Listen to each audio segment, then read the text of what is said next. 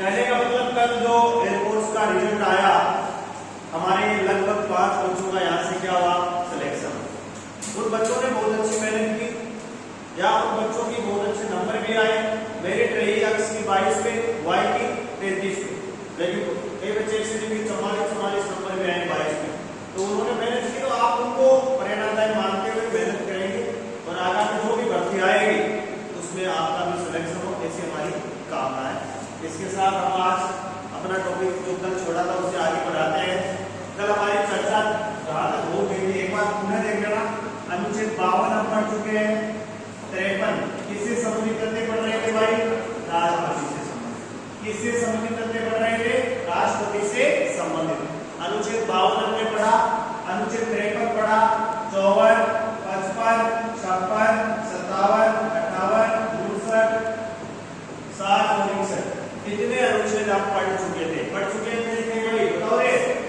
पढ़ चुके थे, याद भी है? याद होगा। चलो बताओ अनुच्छेद 52 क्या कहता है? भारत का एक राष्ट्रपति होगा। अनुच्छेद 52 क्या कहता है? भारत का एक राष्ट्रपति होगा। भारत का एक राष्ट्रपति होगा। कोई दिक्कत नहीं है इसमें। अनुच्छेद 53 क्या कहता था? या तो है भारत की कार्यपालिका शक्तियां राष्ट्रपति में निहित होगी। भारत की कार्यपालिका शक्तियां राष्ट्रपति में निहित होगी। शक्तियां राष्ट्रपति में निहित होगी। अनुच्छेद 54 में किसका उल्लेख था? राष्ट्रपति के निर्वाचक मंडल का। अनुच्छेद 55 में किसका उल्लेख है? चुनाव प्रक्रिया का। राष्ट्रपति की चुनाव या निर्वाचन प्रक्रिया का। अनुच्छेद 56 में क्या है भाई? राष्ट्रपति का कार्यकाल। क्या है भाई? राष्ट्रपति का कार्यकाल। ठीक है। अनुच्छेद 57 में क्या है? राष्ट्रपति पद की पुनः पात्रता। राष्ट्रपति पद की पुनः पात्रता। अनुच्छेद 58 क्या कह रहा था? योग्यताएं। राष्ट्रपति पद की योग्यताएं। अनुच्छेद 62 में क्या थी? शर्तें। राष्ट्रपति पद की शर्तें। और अनुच्छेद 60 में क्या था? राष्ट्रपति का शपथ। और अनुच्छेद 61 में क्या है? आयोग। ये हम पढ़ चुके थे। पढ़ चुके नहीं थे? पढ़ चुके। अब देखो नेक्स्ट चर्चा करें आज अनुच्छेद 62। अनुच्छेद 62। अनुच्छेद 62 क्या है? राष्ट्रपति पद की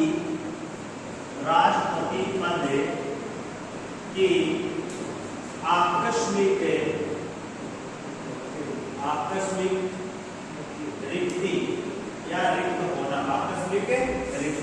मान लो वैसे सामान्यतः राष्ट्रपति का कार्यकाल कितने वर्ष का होता है? 5 वर्ष का होता है। कितने वर्ष का होता है भाई? 5 वर्ष का होता है। लेकिन राष्ट्रपति 5 वर्ष से पूर्व भी ऐसी अपना त्याग पत्र दे दे, ठीक है भाई, या राष्ट्रपति की क्या हो जाए? मृत्यु हो जाए, या राष्ट्रपति जी क्या हो जाए? बहुत ज्यादा बीमार हो जाए, हैं? या उनको महाभियोग के द्वारा क्या कर दिया जाए? हटा दिया जाए। ऐसी कंडीशन में राष्ट्रपति पद क्या हो जाता है? रिक्त हो जाता है। ऐसी कंडीशन में क्या हो जाता है? राष्ट्रपति पद रिक्त हो जाता है। तब क्या होता है? ये कह दिया गया कि जब तक मतलब राष्ट्रपति पद जब जिस तारीख से रिक्त हुआ ना, वह त्यागपत्र दिया, मानो आज त्यागपत्र दिया, तो आज से 6 महीने के भीतर राष्ट्रपति के नए क्या करवाने पड़ेंगे? चुनाव करवाने पड़ेंगे। क्या करवाने पड़ेंगे? चुनाव करवाने पड़ेंगे। यानी जिस दिन से राष्ट्रपति पद खाली हुआ है, किसके कारण? त्यागपत्र के कारण, मृत्यु के कारण, या इस्तीफा देने के कारण, या बहुत ज्यादा बीमार हो जाने के कारण, या महाभियोग के द्वारा हटाए जाने के कारण यदि राष्ट्रपति पद खाली हो गया है, तो जिस दिन पद खाली हुआ उससे लेकर आगामी 6 महीने के भीतर क्या करवाने पड़ेंगे? राष्ट्रपति पद के लिए नए चुनाव करवाने पड़ेंगे। साथ ये बात भी कह दी गई, जो नया राष्ट्रपति बनेगा ना, चुनाव करवाएंगे नया राष्ट्रपति, जो नया राष्ट्रपति बनेगा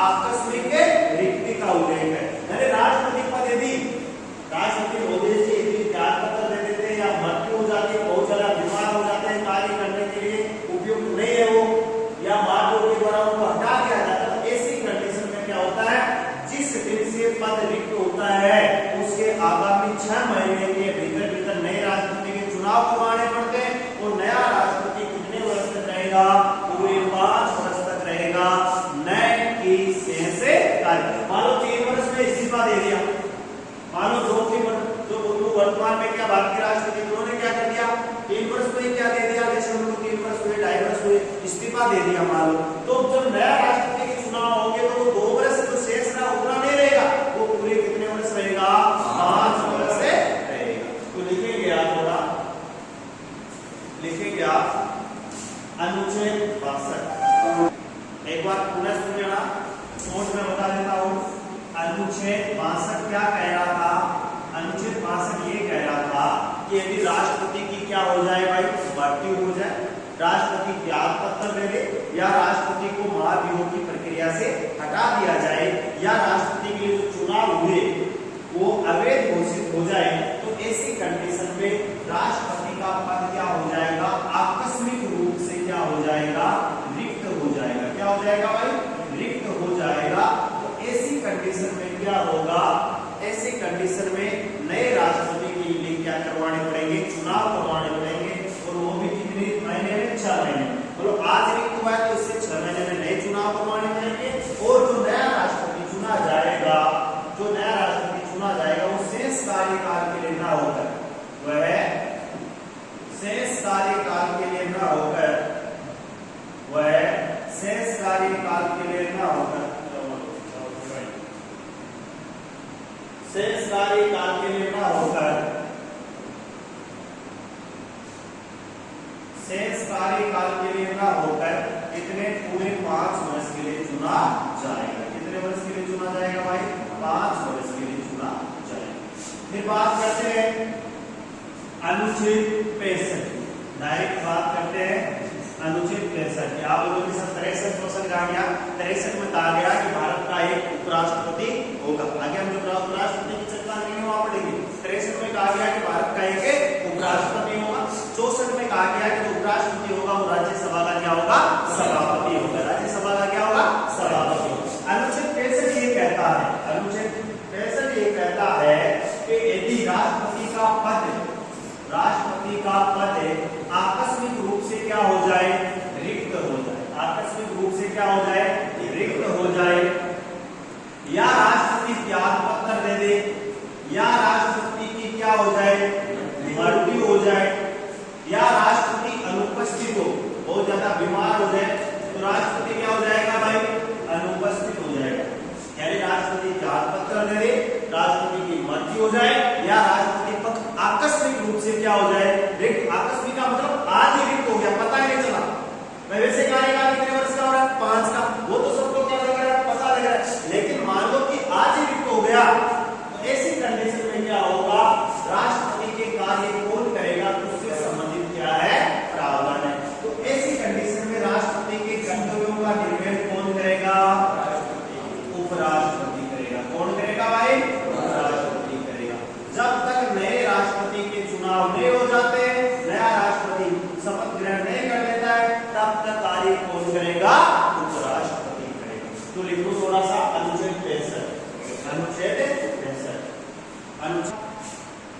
एक बार पुनः सुनिएगा, अनुच्छेद 65 ये कहता है कि राष्ट्रपति पद आकस्मिक रूप से क्या हो गया, रिक्त हो गया, राष्ट्रपति महोदय अनुपस्थित है, राष्ट्रपति महोदय ने त्याग पत्र दे दिया, या उनकी मृत्यु हो गई, या बहुत ज्यादा बीमार हो गए, राष्ट्रपति कार्य जो पद के कार्य वो नहीं कर पा रहे, ऐसी कंडीशन में कहा गया कि राष्ट्रपति के कर्तव्यों का निर्वहन कौन करेगा, उपराष्ट्रपति करेगा। और कब तक करेगा, जब तक नया राष्ट्रपति नहीं चुन लिया जाता है।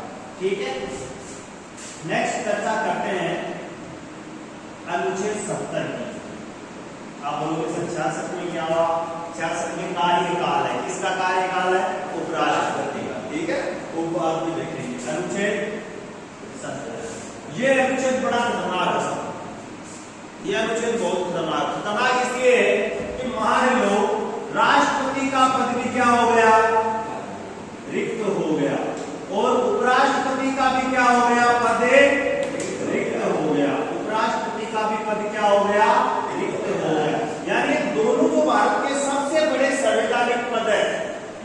भारत के सबसे बड़े संवैधानिक पद कौन से हैं? राष्ट्रपति और उपराष्ट्रपति। मानो दोनों ही पद रिक्त हो गए। मानो आज राष्ट्रपति महोदय ने इस्तीफा दे दिया, सुनना मेरी बात, ठीक है, और कल उपराष्ट्रपति महोदय उनकी क्या हो गई? बीमार हो गई, मृत्यु हो गई, या उन्होंने भी क्या कर दिया? त्यागपत्र दे दिया, या उनका पद भी क्या हो गया? रिक्त हो गया। तो अब राष्ट्रपति का और उपराष्ट्रपति का काम कौन है करेगा? कौन करेगा? तो इसके लिए प्रावधान किया गया कि यदि ऐसी कंडीशन आ जाए, सुनना बात, संविधान में पहले ऐसा प्रावधान नहीं था, इसके लिए कहा गया कि ऐसी यदि कोई कंडीशन आ जाए तो इसके लिए नियम बनाने की शक्ति किसके पास में होगी? संसद के पास में होगी। किसके पास में होगी भाई? संसद के पास। यानी राष्ट्रपति पद भी खाली हो गया, उपराष्ट्रपति पद भी क्या हो गया? खाली हो गया। तो ऐसी कंडीशन में क्या होगा? संसद को यह नियम बनाने की शक्ति है कि इनकी राष्ट्रपति के जो पद के कर्तव्य है उनका निर्वहन कौन करेगा।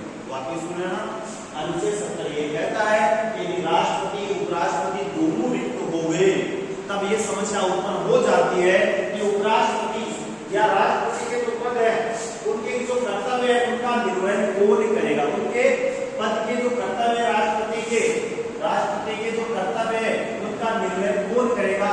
इसके लिए नियम बनाने की शक्ति किसके पास में है? संसद के पास में। संसद ने इस अनुच्छेद का प्रयोग करते हुए कब भाई? 1969 हुआ क्या था? भारत के प्रथम मुस्लिम राष्ट्रपति थे कौन भाई? जाकिर हुसैन। कौन था भाई? जाकिर हुसैन। इस जाकिर हुसैन जी की क्या हो जाती है? मृत्यु हो जाती है। क्या हो जाती है? मृत्यु। और उपराष्ट्रपति उस समय थे बीबी गिरी। क्या थे भाई? बीबी गिरी। बीबी गिरी क्या थे? उपराष्ट्रपति। बीबी गिरी ने क्या किया? राष्ट्रपति पद के लिए चुना, क्योंकि 6 महीने में क्या करवाने? इनकी क्या हो गई? मृत्यु हो गई। किसकी? जाकिर हुसैन जी की क्या हो गई? मृत्यु हो गई। ठीक है, तो देखिए अनुच्छेद 70 ये कहता है कि राष्ट्रपति उपराष्ट्रपति पद रिक्त हो जाए, ऐसी कंडीशन में राष्ट्रपति के कर्तव्यों का निर्वहन कौन करेगा? तो इससे संबंध में नियम कानून बनाने या विधि बनाने की शक्ति किसको दी गई? संसद को दी गई। एक ऐसा अवसर आया जब 1969 में जाकिर हुसैन की क्या हो गई? मृत्यु हो गई। राष्ट्रपति पद को क्या हो गया? खाली हो गया। तत्कालीन उपराष्ट्रपति कौन था? बीबी गिरी। बीबी गिरी ने राष्ट्रपति चुनाव लड़ने के लिए उपराष्ट्रपति पद से भी क्या दे दिया? इस्तीफा दे दिया। तो उपराष्ट्रपति पद भी क्या हो गया? खाली हो गया। तो संसद के द्वारा एक कानून बनाया गया कि राष्ट्रपति उपराष्ट्रपति पद खाली हो जाए तो ऐसी कंडीशन में राष्ट्रपति के जो कर्तव्य है उनका निर्वहन भारत का मुख्य न्यायाधीश करेगा, यानी chief justice of India. Chief justice of India यानी सुप्रीम कोर्ट का जो मुख्य न्यायाधीश है, जिसे हम भारत का क्या कहते हैं? मुख्य न्यायाधीश कहते हैं, वो इनके कर्तव्यों का क्या करेगा? निर्वहन करेगा। तो एकमात्र ऐसा व्यक्ति जिन्होंने राष्ट्रपति उपराष्ट्रपति और भारत के मुख्य न्यायाधीश के रूप में भी कार्य किया था, वो व्यक्ति कौन थे भाई? मोहम्मद हिदायतुल्लाह खान। एकमात्र ऐसे व्यक्ति है मोहम्मद हिदायतुल्लाह खान जिन्होंने राष्ट्रपति उपराष्ट्रपति और चीफ जस्टिस ऑफ इंडिया तीनों पदों पर कार्य किया। यानी तीनों पदों पर नियुक्त होने वाला एकमात्र व्यक्ति कौन है? मोहम्मद हिदायतुल्लाह खान। ठीक है, इसके बाद में चर्चा और कर रहे। देखो अनुच्छेद 70 हो गया। अनुच्छेद 71 की बात, किसकी बात करें भाई? अनुच्छेद 71। अनुच्छेद 71 में लिखा गया है कि यदि राष्ट्रपति उपराष्ट्रपति चुनाव में यदि कोई विवाद हो जाए, राष्ट्रपति उपराष्ट्रपति चुनाव में यदि कोई विवाद हो जाए तो उसकी सुनवाई केवल और केवल कहां पर होगी? Supreme court. बहुत बार प्रश्न पूछा जाता है कि राष्ट्रपति के चुनाव में कोई विवाद उत्पन्न हो गया, उपराष्ट्रपति के चुनाव में कोई विवाद उत्पन्न हो गया तो इसकी सुनवाई केवल और केवल कहां पर होगी? सुप्रीम कोर्ट में। नंबर 2 कहता है कि जो जैसे निर्वाचक मंडल होता है राष्ट्रपति का और उपराष्ट्रपति का, होता है नहीं होता निर्वाचक मंडल, कितने सदस्य शामिल हो रहे हैं राष्ट्रपति के चुनाव में निर्वाचक मंडल में? 4894। मान लो इनमें से 100 सदस्य क्या है, रिक्त है या कम है, तो ऐसी कंडीशन में राष्ट्रपति का चुनाव क्या नहीं होगा, अवैध नहीं होगा। यदि इनमें से सदस्य कम भी हो जाते हैं ना, तो भी कोई जरूरी नहीं है कि राष्ट्रपति का चुनाव क्या हो, अवैध हो। ये नहीं कहा जा सकता कि अमुक राज्य में राष्ट्रपति शासन लगा हुआ है, वहां पर विधायक जो विधानसभा वो भंग है, विधानसभा के चुनाव नहीं करवाए गए, पद वो सदस्य वो रिक्त है, तो ऐसी कंडीशन में ये नहीं होगा कि वो राष्ट्रपति का जो चुनाव हो रहा है उसे अवैध घोषित कर दिया जाए।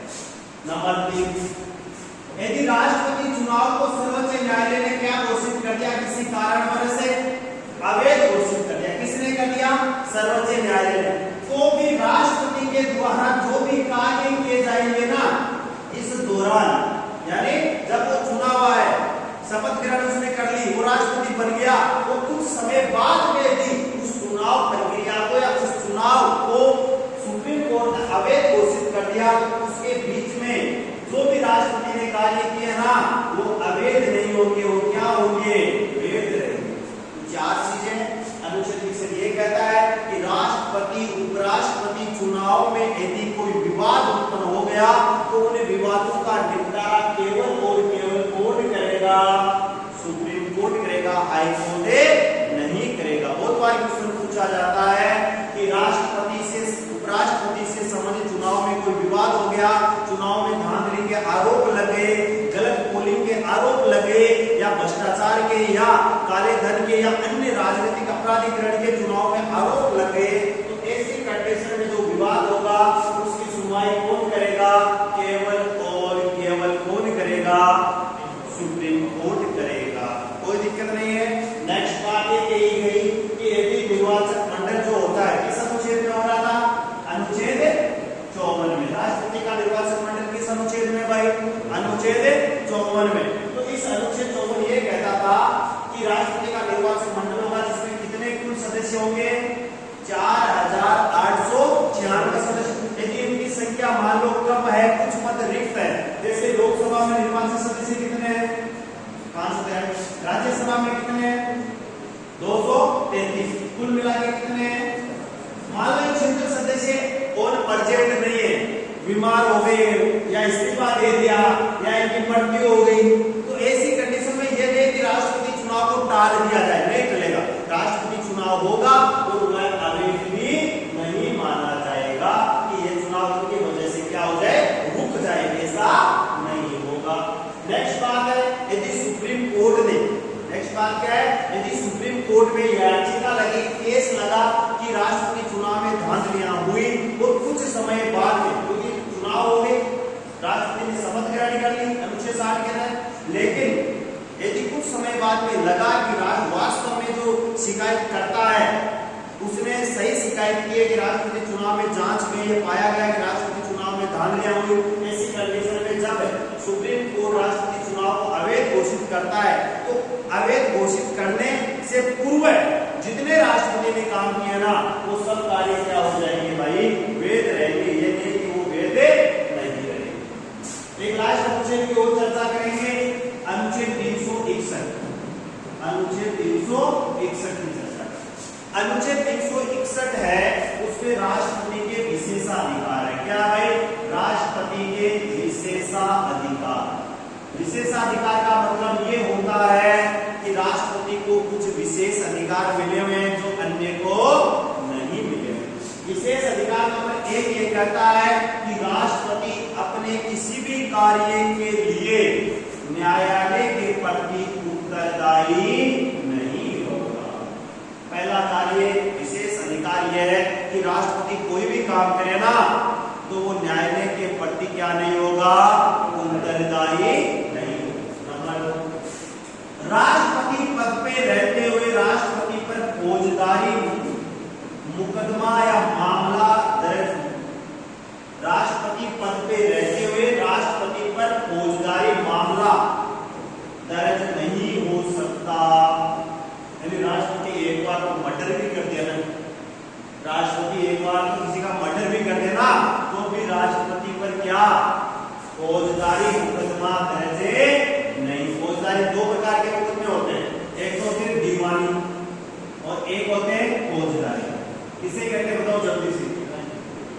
दीवानी तो वो होते हैं जो रुपए पैसे से संबंधित होते हैं, लेन देन से, किराया नहीं देना है ना, लोन नहीं चुकाना है ना, वो तो होते हैं दीवानी। यानी पैसे भूमि से राजस्व से संबंधित जो मामले होते हैं वो कौन से होते हैं, दीवानी मामले। दो प्रकार के विवाद होते हैं, दो प्रकार के मामले होते हैं, जो पैसों से संबंधित होता है, सही है, जो पैसों से इनकम से संबंधित होता है, टैक्स से संबंधित होता है, ठीक है, भू राजस्व से संबंधित होता है या भूमि के संबंधित होता है, वो मामला क्या होता है, दीवानी मामले होते हैं।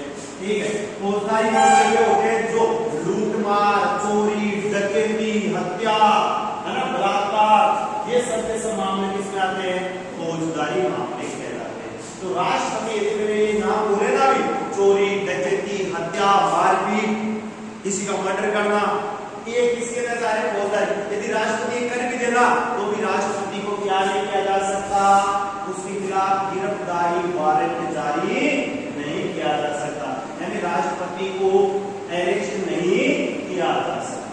ठीक है, पहला क्या था, राष्ट्रपति अपने किसी भी कार्य के लिए न्यायालय के प्रति उत्तरदायी नहीं होता है। दूसरा क्या था, राष्ट्रपति के खिलाफ फौजदारी मामला दर्ज नहीं किया जा सकता, यानी कहने का मतलब राष्ट्रपति हत्या, मारपीट या अन्य कोई फौजदारी जो वस्तु है या मामला हो उसके खिलाफ बढ़ रहा है तो भी उसके खिलाफ गिरफ्तारी वारंट जारी नहीं किया जा सकता। नंबर 4 हो गया वो गिरफ्तारी वाला। नंबर 4 है दीवानी मामले। दीवानी मामले केवल और केवल 2 महीने की पहले सूचना के आधार पर दर्ज किया जा सकता है, यानी 2 महीना पहले बताना पड़ा है कि राष्ट्रपति के खिलाफ को मामलो दीवानी कोई मामला है वो बन रहा है। यहाँ तक हम राष्ट्रपति के संबंधित ये नॉर्मल चीजें हमने पढ़ी, राष्ट्रपति से संबंधित जो अनुच्छेद थे उसका कैसे उसका योग्यताएं पढ़ी, चुनाव होता है या हमने चर्चा की, राष्ट्रपति के सामान्य तथ्य हमने पढ़े। कल हम जिसकी पढ़ेंगे वो होगी राष्ट्रपति की शक्तियां। कल हम जो